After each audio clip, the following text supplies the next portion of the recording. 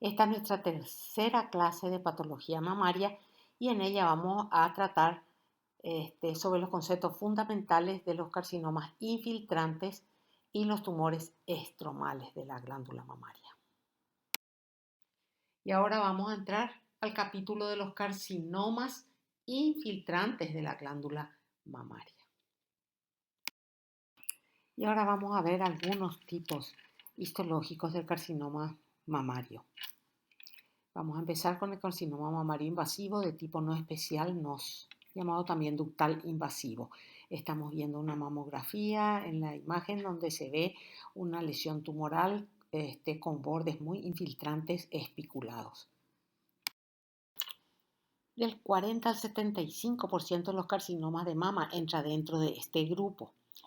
Vuelvo a recalcar, no nos olvidemos que dentro de este grupo se incluyen a varios patrones de tumores, incluyendo el medular, que en la clasificación anterior eran considerados tipos específicos de carcinoma. Por ejemplo, el medular, ¿cómo le llamaríamos? Le llamaríamos carcinoma mamario invasivo de tipo no especial, patrón medular. Y así con todos los otros patrones que estuvimos citando.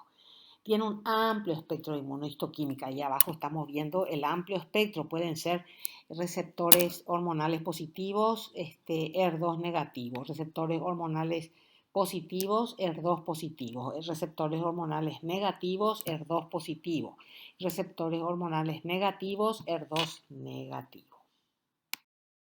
Son tumores que presentan una gran variabilidad macroscópica, que miden de 1 a 3 centímetros de diámetro promedio y se presentan como masas sólidas que pueden ser de límites irregulares, estrellados con o sin microcalcificaciones, pero también pueden ser de masas, presentarse como masas compactas que están bien delimitados. La consistencia siempre es firme. Lo que observamos en la microscopía es un crecimiento tumoral con células que se disponen en cordones, islotes, trabéculas, túbulos, masas sincitiales grandes y también estructuras sólidas celulares. Con frecuencia se observa el componente in situ. El estroma suele ser fibroso, abundante, pero también puede ser escaso y puede o no tener infiltrado mononuclear en diferente cantidad. A la derecha estamos viendo un carcinoma ductal infiltrante NOS, clásico de bajo grado según la clasificación de Nottingham. Y acá tenemos imágenes de dos carcinomas ductales infiltrantes NOS, uno de alto grado a la izquierda y el otro de bajo grado para compararlos. Estos tumores, y sobre todo los bien diferenciados, van a tener positividad para receptores de estrógeno y progesterona. Nosotros estamos viendo acá abajo las células tumorales en cuyo núcleo se observa la positividad para receptores de estrógeno y progesterona detectados por inmunohistoquímica. Estos tumores en general suelen tener positividad para receptores de estrógeno y de progesterona, que es lo que estamos viendo en las imágenes de inmunohistoquímica. Y acá tenemos ejemplos de los patrones que puede tener el carcinoma ductal NOS, ¿verdad? Tenemos arriba el patrón rico en lípidos con células claras que son positivas para la adipofilina. Abajo tenemos el patrón de células gigantes parecidas a osteoclastos y a la derecha abajo tenemos el patrón coriocarcinomatoso. Todos son a todos estos se les considera como patrones de carcinoma ductal infiltrante NOS. Acá tenemos ejemplos de otros patrones como el patrón rico en glucógeno, donde se ven las células claras, ¿verdad? Y cuyo contenido es Paz positivo. Y abajo tenemos a menor y a mayor aumento un carcinoma ductal NOS de patrón sebáceo. Y ahora vamos a ver con un poquito más de detalle el patrón medular del carcinoma ductal invasivo NOS, ¿verdad? Ahí tenemos una mamografía, la flecha nos está mostrando un tumor de límites bastante netos. Esto se reproduce en la macroscopía con tumores sólidos de límites bastante netos que empujan el tejido mamario adyacente. En la clasificación, vuelvo a repetir, del 2019, este tumor está incluido como un patrón medular del grupo de carcinoma mamario ductal NOS. Ocurre en mujeres más jóvenes y 13% de los cánceres mamarios de mujeres portadoras de mutaciones del BRCA tiene este tipo histológico. Tiene un ligeramente mejor pronóstico que el carcinoma ductal infiltrante clásico, a pesar de que este tumor tiene factores de mal pronóstico, como son la neuploidía, receptores hormonales negativos, acuérdense que son triple negativos, y tasas altas de proliferación. Estos tumores sobreexpresan la caderina y moléculas de adherencia intercelular. Estos tumores se presentan como masas de color gris blanco con límite marcado bien definido entre tumor y tejido no tumoral y de una consistencia más blanda que los carcinomas ductales clásicos. La histología nos muestra un crecimiento tumoral en grandes acúmulos celulares, o sea, un patrón tumoral sincicial de células que se encuentran mal diferenciadas. Encontramos frecuentes figuras mitóticas y encontramos además entre los islotes tumorales infiltrado inflamatorio intersticial linfoplasmocitario, el llamado TIL. El componente in situ en estos tumores suele ser escaso y las metástasis ganglionares son bastante infrecuentes. Acá tienen ustedes un mayor acercamiento de un carcinoma medular. Fíjense esta gran masa de células con mucho pleomorfismo, atipismo y mitosis. Y a la derecha se observa el infiltrado inflamatorio linfoide intersticial que rodea a estos islotes tumorales. El carcinoma microinvasivo es otro tumor citado en la clasificación de la OMS del 2019. Vamos a ver sus características principales. Es un tumor mamario infiltrante de diámetro igual o menor de 1 milímetro. Cuando nos referimos al 1 milímetro, nos referimos al foco invasivo. La invasión está por fuera del mioepitelio o de la membrana basal. Puede corresponder a varios subtipos morfológicos. En su mayor parte corresponden a carcinomas mamarios NOS. En la inmunohistoquímica también pueden corresponder a cualquiera de los grupos ya estudiados. Y nosotros acá tenemos la imagen de un carcinoma lobular in situ que está marcado, los focos in situ están marcados con flechas verdes y se halla ese foco infiltrativo de menos de 1 milímetro marcado en nuestra imagen con la flecha de color amarillo. Como dijimos, el microinvasivo puede ser de cualquier tipo histológico. Y acá tenemos otra imagen histológica con buen aumento donde estamos viendo un carcinoma in situ de alto grado con necrosis en el centro y con calcificación. Esa zona está señalada con la flecha verde y la zona de microinvasión está señalada con la flecha amarilla. Este es un carcinoma ductal in situ de alto grado con su foco de microinvasión. El carcinoma lobular infiltrante. Ahí tenemos una mamografía donde nos muestra un tumor pequeño de límites poco netos infiltrante. Estos tumores representan el 5 al 15% de los tumores mamarios malignos, o sea, es el segundo tumor más frecuente después del carcinoma ductal que estuvimos viendo. Este tumor se origina en la porción secretora del lobulillo, ¿se acuerdan? Los acinos del TDLU. Muy frecuentemente son bilaterales y muy multicéntricos y además su patrón metastásico es muy diferente al de los otros tipos de tumores mamarios. Metastatiza a serosas, tubo digestivo, ovario, útero, cerebro y meninges. Acá nosotros tenemos un corte de tejido mamario marcado con rojo. está un área de crecimiento tumoral lobular infiltrante de color gris blanquecino y límites poco netos. En el centro, marcada con la flecha lila, tenemos una zona hemorrágica, que es de donde se tomó la biopsia previa para el diagnóstico. La histología de estos tumores nos va a mostrar un crecimiento infiltrante de células que se disponen en fila india, una detrás de la otra. Hay poca cohesión entre las células. Acuérdense que hay pérdida de la caderina E en estas células. No se forman túbulos y podemos encontrar células con secreción con las características de la célula en anillo de sello. A la derecha nosotros tenemos una imagen histológica de un carcinoma lobular. Los dos conductos o acinos que estamos viendo corresponden a carcinomas carcinomas lobulares in situ.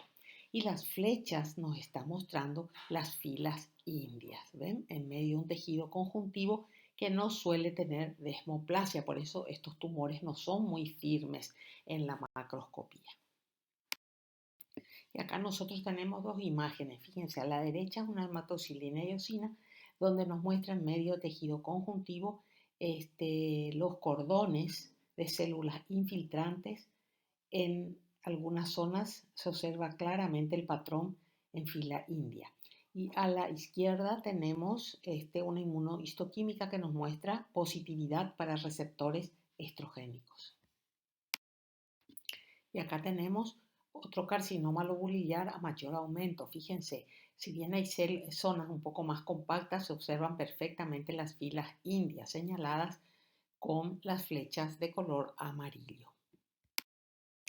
Y acá tenemos otra imagen de carcinoma lobular a mayor aumento para ver las características de las células. Fíjense, las células tienen un citoplasma claro, tienen unos núcleos vesiculosos y nucleolos evidentes.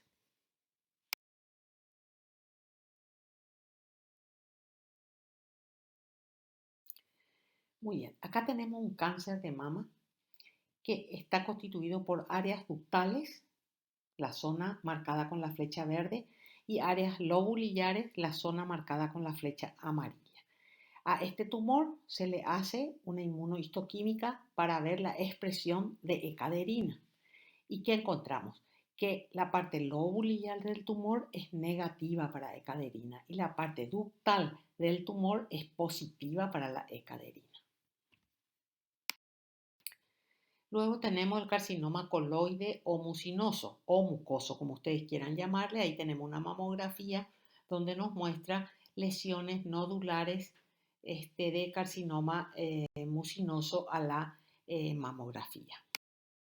Estos son tumores poco frecuentes, más o menos el 2% de todos los carcinomas mamarios. Se ve en mujeres de edad avanzada y tiene mejor pronóstico en relación al carcinoma ductal infiltrante NOS. Pueden ser diploides y su incidencia es ligeramente mayor en mujeres con mutaciones del BRCA1. Y acá nosotros estamos viendo aspectos macroscópicos del carcinoma mucinoso de la mama. Son tumores de consistencia blanda elástica que pueden ser pequeños como 1 centímetro, pero pueden llegar hasta 20 centímetros de diámetro. Son muy brillantes, con aspecto gelatinoso y además tienen bordes compresivos. A la histología, estos tumores se presentan como cúmulos de células que tienen un grado de atipismo de bajo a intermedio y están inmersos estos acúmulos en grandes lagos de mucina. Para que este sea un tumor diagnosticado como tumor mucinoso puro, más del 90% del tumor debe tener este aspecto. Los tumores pueden ser hipo o hipercelulares. Un ejemplo de hipocelular lo tenemos arriba a la derecha y un ejemplo de tumor hipercelular lo tenemos a la izquierda. También estos tumores pueden tener componentes micropapilares. Cuanto más cantidad de componentes micropapilares tiene este tumor, es de peor pronóstico. Se ven en edades más jóvenes y a la histología muestran frecuente invasión linfovascular. Y las metástasis ganglionares en este tipo de lesiones son mucho más frecuentes que las del carcinoma mucinoso clásico. Fíjense que tenemos nuestras imágenes. Fíjense en la imagen A. Tenemos una citología de este carcinoma mucinoso. Fíjense en las características de los núcleos bastante homogéneos y sin mucha atipia. A la derecha estamos observando un carcinoma mucinoso metastásico en cerebro. El tejido cerebral se ve en la porción superior de la imagen. Fíjense que se presenta acá con sus características habituales, islotes celulares en medio de grandes lagos de mucina. En la imagen D estamos viendo los receptores estrogénicos que se hicieron a este tumor y se ve que son positivos. Estos tumores no expresan ER2. Luego tenemos el carcinoma tubular. Ahí tenemos una mamografía con una lesión más o menos estrellada, ¿verdad? De límites poco netos, correspondiente a un carcinoma tubular. El carcinoma tubular corresponde al 2% de los tumores malignos mamarios, es multicéntrico entre el 10 y 56% y es bilateral entre el 9 y el 38%. Son tumores de bajo grado que tienen un excelente pronóstico y que da metástasis en menos del 10% de los casos. Las células son diploides y expresan receptores hormonales y corresponden a la subcategorización molecular que estuvimos viendo, luminal A. Y acá tenemos la macroscopía de nuestro tumor, a la izquierda en una mamografía y a la derecha en un corte de tejido mamario. A la microscopía se presentan como crecimientos tumorales infiltrantes constituidos por estructuras tubulares como glándulas abiertas con luz bien evidente. Llama la atención que estas estructuras tubulares tienen una sola capa de células y no contienen células mioepiteliales. Los carcinomas tubulares son positivos para receptores de estrógeno y progesterona, son negativos para el ER. Acá, ¿qué tenemos? Estamos viendo para comparar un carcinoma lobulillar y un carcinoma tubular. El tubular está a la izquierda y el lobulillar está a la derecha. Y se hizo una inmunohistoquímica para ecaderina. En el carcinoma tubular es positivo. En cambio, en el carcinoma lobulillar es negativo. Luego tenemos el carcinoma invasivo micropapilar. Un ejemplo del mismo lo estamos viendo en esta mamografía donde vemos una lesión bien blanca de límites poco netos infiltrantes. Esta variedad histológica de carcinoma de mama es muy poco frecuente, menos del 2% de todos los carcinomas mamarios.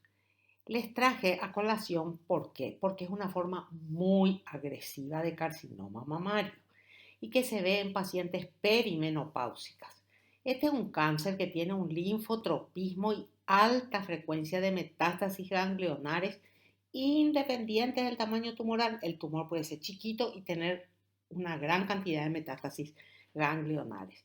Tiene una alta frecuencia de recidiva local y las metástasis ganglionares son tempranas. La histología se caracteriza por estructuras pseudopapilares sin tallos fibrovasculares y que se hallan rodeadas de espacios vacíos. Nos fijamos en las células y vamos a ver que no hay mucha atipia. Aquí tenemos un corte del carcinoma micropapilar que nos está mostrando mórulas, o sea, cúmulos celulares que no tienen centros fibrovasculares, muy característico de este tumor. Acá nosotros tenemos una imagen de una inmunohistoquímica para MUC que se usa para este tipo de tumores. ¿Qué es MUC? Es una molécula transmembrana apical celular normal que sirve como barrera física en la protección del epitelio. Se expresa en el borde apical de las células, que puede ser del estómago, puede ser de la próstata, puede ser de los conductos de la mama, etc. ¿Qué pasa en los cánceres? Como en este que estamos viendo, el micropapilar. Hay una aberrante sobreexpresión, o sea, hay sobreexpresión del MUC1, ¿verdad? Y hay una inversión de la polaridad de las células. O sea, esto debería verse positivo solamente en la superficie apical de la célula, pero ¿dónde estamos viendo nosotros ahí? En la superficie basal de esos islotes tumorales. Eso se llama inversión de la polaridad de las células. Entonces, hay una localización del MUC1 a todo lo largo de la superficie celular. ¿Y eso a qué lleva? A una inhibición de las interacciones célula-célula, célula-estroma y por supuesto la alteración de la adhesión celular, facilitando el desprendimiento de las células y la invasión del estroma. Así como MUC1 sobreexpresa y se localiza a todo lo largo de la superficie celular lateral y basal, nosotros podemos tener en estos tumores localización aberrante también de la secreción por parte de las células tumorales de moléculas responsables de la invasión vascular y celular, como por ejemplo las metaloproteínas. En la microscopía electrónica de estos tumores se ha visto la presencia de microvellosidades en la superficie basal de las células en vez de estar en la superficie apical. ¿Ok? Inversión de la polaridad de las células, tanto en su aspecto morfológico como en su aspecto funcional. Esta secreción hacia el estroma de estas metaloproteínas también explicaría la agresividad de este tumor. Además, estos tumores suelen tener ausencia de expresión de caderina en la superficie basal de la célula citoplasmática, de la membrana citoplasmática, perdón, de las células neoplásicas. Ahí tenemos otra imagen de inmunohistoquímica para MUC, positiva basal. Estos tumores también son positivos para receptores hormonales de estrógeno y progesterona, pero también son positivos para ER1. Acá tenemos una inmunohistoquímica positiva para receptores nucleares de estrógenos. El cistadenocarcinoma mucinoso es uno de los tumores que ha sido incluido nuevo, ¿verdad? Que ha sido incluido en la clasificación de la OMS de tumores de mama del 2019. Es un tumor infiltrante que está constituido como por espacios quísticos y estos espacios quísticos están tapizados por células altas, cilíndricas altas que tienen mucina e intracitoplasmática. Son tumores raros, más frecuentes en mujeres asiáticas y posmenopáusicas. La macroscopía muestra tumores sólidos de bordes definidos con áreas quísticas que están llenas de material gelatinoide. Son tumores de relativamente buen pronóstico y no se han documentado metástasis a distancia de los mismos. Entonces, histológicamente es un tumor que está constituido por quistes y esos quistes están tapizados por células altas que tienen mucina intracelular. Presentan con mucha frecuencia estructuras papilares. Estos son tumores triple negativos. Es muy importante esto para diferenciarlo del carcinoma mucinoso, que es positivo para receptores estrogénicos y progesterónicos.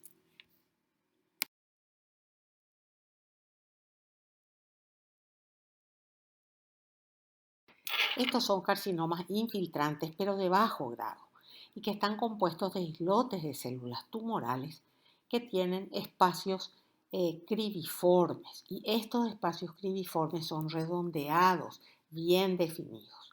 Son tumores raros, de muy buen pronóstico. En general, tumores pequeños, espiculados y firmes. Y a la inmunistoquímica son positivos para estrógeno y progesterona y negativos para ER2. Ahí abajo tenemos dos imágenes a menor aumento de carcinoma, este, de carcinoma infiltrante de tipo cribiforme. Fíjense, el estroma intertumoral es de tipo fibroso denso. Y acá tenemos imágenes del mismo tumor, arriba con hematocilina y eosina de nuestro carcinoma cribiforme. Hay una imagen arriba a la derecha, mayor aumento, para que vean que las células no tienen demasiado atipia. Y las dos imágenes de abajo son inmunohistoquímica, que me muestran la positividad para estrógeno, la lámina de la izquierda, y progesterona, la lámina de la derecha. Y por último, dentro de los tumores epiteliales, acá tenemos un tumor que se llama carcinoma inflamatorio. En realidad es una entidad clínico-patológica y que se presenta como un agrandamiento de la mama con un gran aspecto inflamatorio, como lo estamos viendo en la imagen de arriba. En el 2012, la OMS puso a este tumor dentro de patrones clínicos, que es lo que estamos viendo en nuestro recuadro celeste, donde figuran el carcinoma inflamatorio y el carcinoma de mama bilateral. En la clasificación actual del 2019 esto ya no existe, ha sido eliminado. De todos modos, el carcinoma inflamatorio existe como una entidad clínico-patológica, es diagnosticada y nosotros tenemos que conocerla.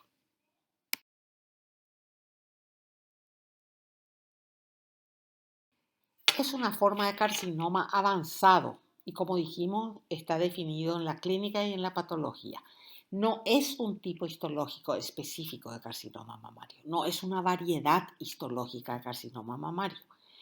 Es un tumor raro, por suerte, de 1 a 3% de los tumores mamarios, y se presenta con una piel caliente, enrojecida, que a veces es turgente y roja y a veces tiene aspecto de cáscara de naranja, como estamos viendo en las imágenes inferiores. Siempre este tumor se clasifica como etapa 3B, tiene muy mal pronóstico. Y el carcinoma subyacente suele ser infiltrante difuso y es característico que no forme una masa palpable bien definida.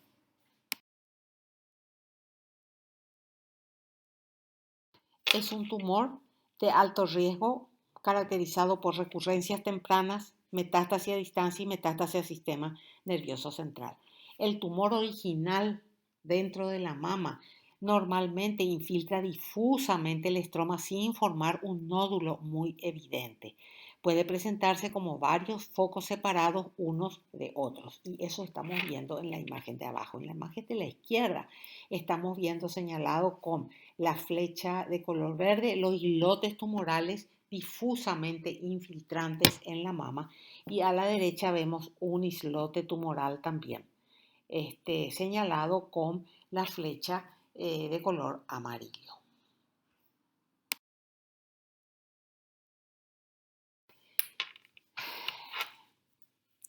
Una característica histológica de estos tumores es la extensa proliferación e invasión tumoral de los canales linfáticos, sobre todo los canales linfáticos cerca de la piel. Todos ellos están llenos de células tumorales. Las células tumorales en estos émbolos tienen alto grado nuclear y en general el fenotipo de la célula es ductal, aunque también pueden ser de tipo lobulinear. Acá nosotros tenemos tres imágenes de menor a mayor aumento. Arriba a la izquierda estamos viendo enorme cantidad de vasos linfáticos permeados por células tumorales, dos de ellas señaladas con la flecha de color amarillo. Abajo, a mayor aumento, un canal linfático con un acúmulo de células tumorales dentro de su luz. Y abajo, a la derecha, observamos otro linfático con tres pequeños acúmulos de células tumorales que nos permite ver el alto grado nuclear de las mismas. Acá tenemos otro corte de la piel de la mama, donde con la flecha amarilla estamos viendo los émbolos tumorales en los vasos linfáticos de la dermis.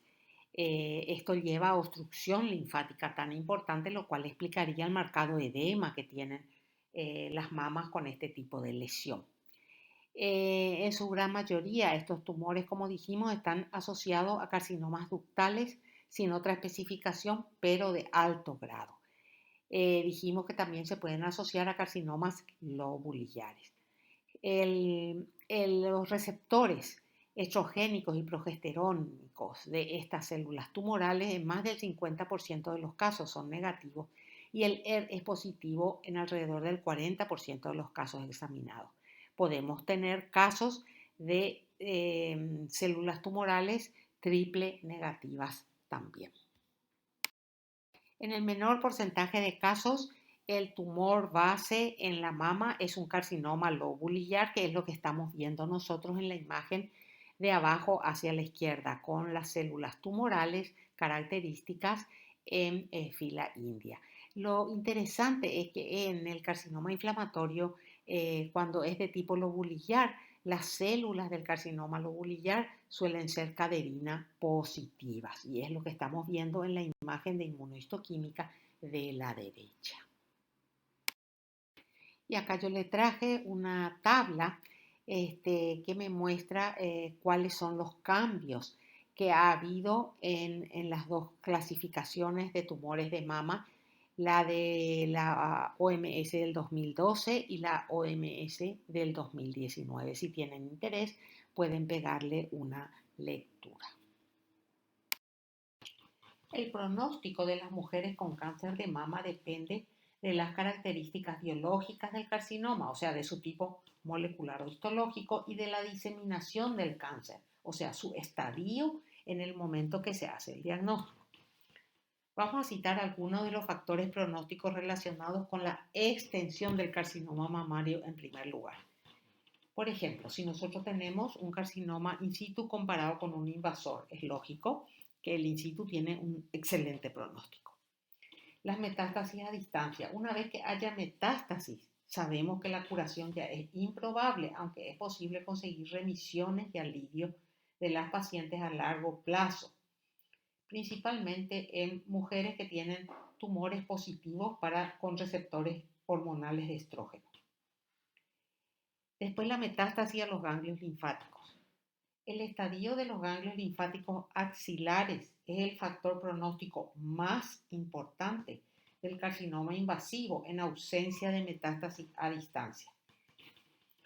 En ausencia de afectación ganglionar, la supervivencia libre de enfermedad a 10 años se acerca al 70-80%, aunque esta puede disminuir hasta un 35 a 40% en pacientes con 1 a 3 ganglios positivos y solamente va a llegar al 10 al 15% si hay más de 10 ganglios metastásicos o positivos.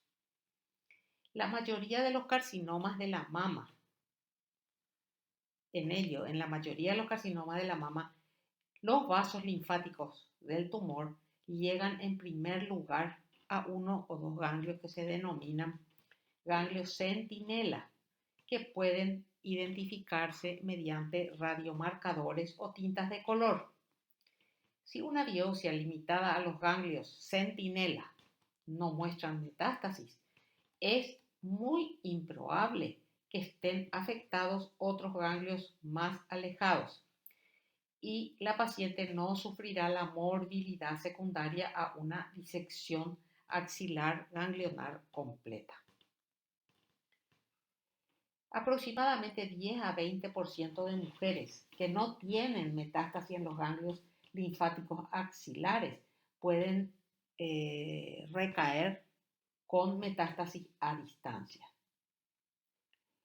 En estas pacientes, las metástasis pudieron haberse producido a través de los ganglios linfáticos de la mamaria interna o bien por vía hematógena.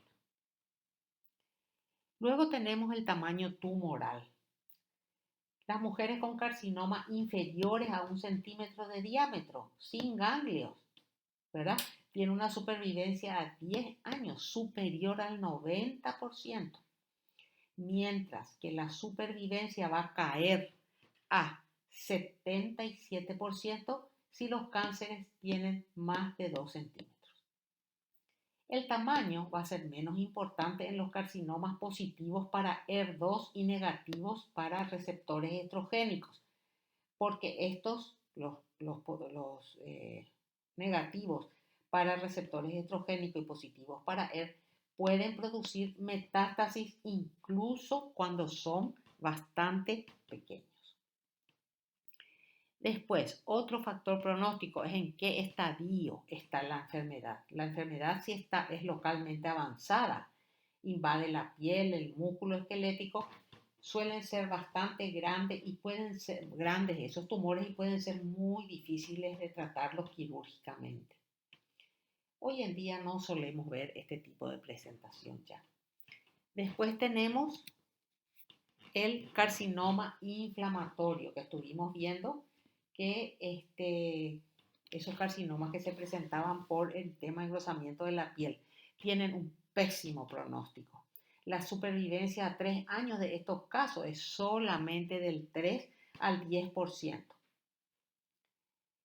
El carcinoma que acompaña a ese carcinoma inflamatorio que está subyacente suele ser infiltrante difuso y no suele formar una masa palpable definida. Por eso es que muchas veces esta lesión se tiende a confundir con una inflamación difusa de la mama y se demora así el diagnóstico.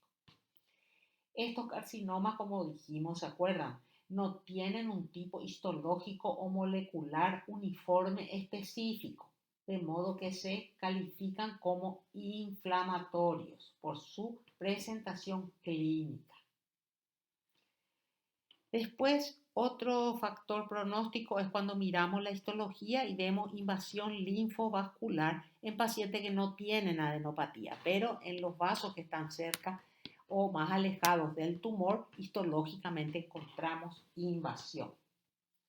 Este hallazgo se asocia a la presencia de metástasis a los ganglios linfáticos y es un factor de mal pronóstico respecto a la supervivencia global de mujeres sin metástasis en los ganglios linfáticos y un factor de riesgo también para la recidiva local.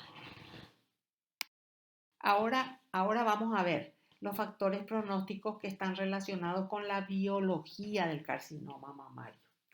En primer lugar, el subtipo histológico y el subtipo molecular. Acuérdense, no es lo mismo tener un tumor ER positivo que ER negativo, ¿verdad? Subtipo histológico, hay subtipos de excelente pronóstico como carcinoma tubular, ¿se acuerdan?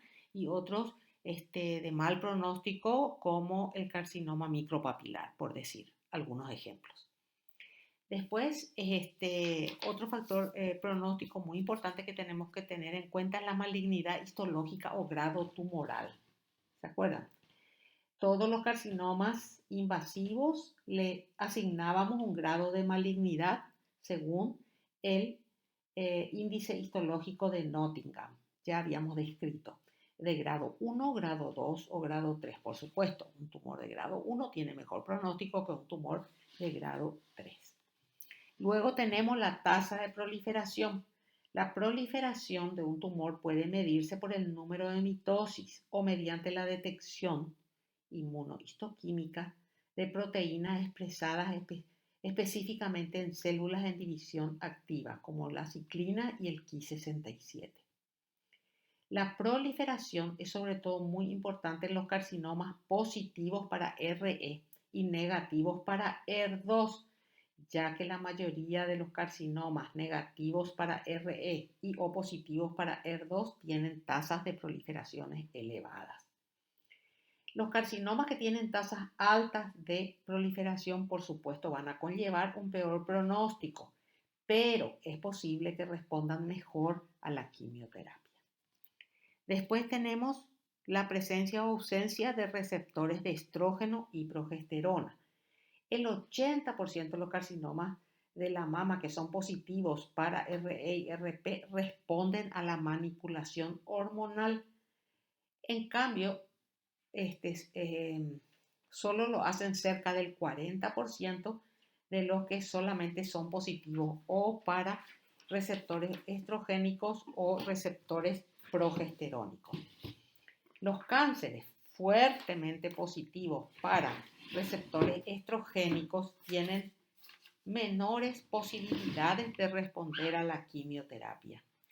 Además, tenemos que saber que al contrario, aquellos tumores que no expresan receptores estrogénicos o receptores progesterónicos presentan una probabilidad inferior al 10% de responder al tratamiento hormonal, pero tienen muchísimas más probabilidades de responder a la quimioterapia.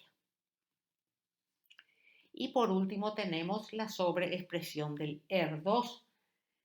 La sobreexpresión del ER2 se asocia a supervivencias más cortas, pero su relevancia principal es como factor predictivo de respuesta a los fármacos dirigidos frente a este receptor. Acuérdense del trastuzumab. Acá yo les recorté del libro y le puse la estadificación del cáncer de mama, ¿ok? Según su presencia de ganglio, metástasis a distancia y en relación a su supervivencia a 10 años en porcentaje. Eso dejo para que ustedes lo vean en detalle. Para ir terminando con esta larga clase de tumores de la mama, vamos a ver dos tumores estromales de la mama. El fibroadenoma, su variedad benigna, y el tumor Phyllodes. El fibroadenoma es un tumor mixto que tiene constituyentes epiteliales y estromales. Nace en el estroma intralobular. Es el tumor mamario más común antes de los 30 años. Se presenta como tumores redondeados, esféricos, blandos y móviles, sin infiltración del tejido mamario que está a su alrededor.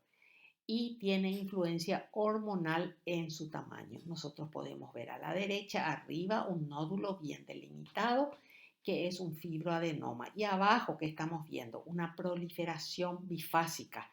Vemos estructuras epiteliales y además proliferación estromal de carácter totalmente benigno. Y ahora veamos un tumor estromal que se llama tumor Phyllodes. Estos tumores derivan del estroma intralobular. La mayoría de ellos se observa alrededor de la sexta década. Los tumores pueden ser muy grandes y abarcar toda la mama y se clasifican en dos: los de bajo grado, que son la mayoría, que pueden recidivar localmente pero rara vez metastatizan, y los de alto grado, que recidivan localmente y pueden dar metástasis por vía sanguínea. Acá tenemos a la derecha un tumor bien redondeado, bastante delimitado, es un Phyllodes de bajo grado. Ven, tiene un aspecto de carne de pescado. La histología de este tumor va a mostrar una proliferación bifásica, epitelial y estromal, pero la proliferación estromal es mucho mayor a la proliferación epitelial. Entonces tenemos un sobrecrecimiento del estroma dando un aspecto foliáceo. Fíjense arriba el estroma proliferado y el elemento epitelial. Acá tenemos lo que decíamos del aspecto foliáceo, parece una hoja. Llama la atención la gran proliferación del estroma. Hay una hipercelularidad estromal. Las células en general son típicas, pero pueden presentar mitosis. Y las células epiteliales también son típicas. Esto es un tumor Phyllodes de bajo grado. En cambio, los tumores Phyllodes de alto grado son tumores muy invasivos de mal pronóstico, pueden tomar toda la mama ulcerando. Fíjense la imagen de la macroscopía abajo a la derecha y un corte de la misma a la izquierda. Se ve como un tumor con aspecto de carne de pescado, de límites poco netos, ampliamente infiltrante y que presenta necrosis y hemorragia. Acá tenemos un corte histológico de un tumor Phyllodes de alto grado. Se observa una gran hipercelularidad estromal, atipia celular y una abundante cantidad de mitosis. Las metástasis por vía sanguínea a los órganos de estos tumores se produce con este componente. Este componente estromal es el que metastatiza. Acá tenemos un corte a mayor aumento donde nos muestra el componente estromal en el tumor filodes de alto grado. Fíjense el atipismo, el pleomorfismo y la abundante cantidad de mitosis. Y con esto terminamos el capítulo de tumores primarios de la mama. Muchas gracias.